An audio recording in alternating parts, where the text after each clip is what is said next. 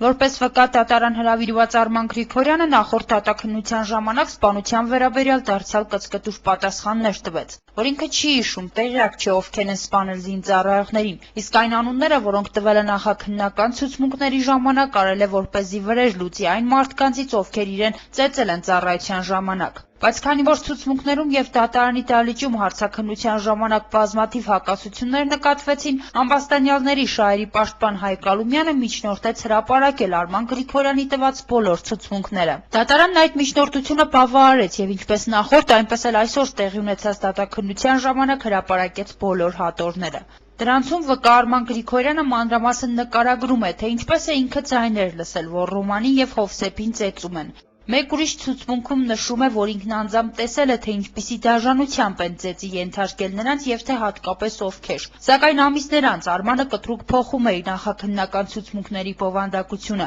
յուրաքանչյուր անգամ տալով տարբեր պատասխաններ, երբեմն անհավանական եւ անտրամաբանական։ Ես սկզբից էլ եմ ասել, որ դրանց սախը օրինել եմ։ Այո։ Ճնշումներ գործադրել են կամ սպառնացել են, որ դուք փոխել եք ձեր ցուցմունքները։ Այս հարցը նրան մի քանի անգամ տվեցին դատարանի դահլիճում եւս։ Պատասխանը նույնն էր՝ ոչ։ Ինքը տեղյակ չէ սպանության մանրամասներին, իսկ այն ժամանակ հենց այնպես հորինել է։ Դժողի իրավահաջորդը զինծառայող Ալյոշա Միսիրյանի ցուցմունքից մեջ բերեց մի հատված, որում նա նշել է, թե ինչ է իրեն պատմել վկա Արման Գրիգորյանը։ Պատմել է, որ 24-ը 12-րդ ամիս 03-ին 21-ից սահմաններում երբ դուրս է եկել Թուրքարը, գնալու նպատակով, Թուրքանից դուրս դեպի Էդոյի խարույկի մոտակայցից լսել է ձայներ, որոնք գոռում են օգնել, վաղ ծեծում են։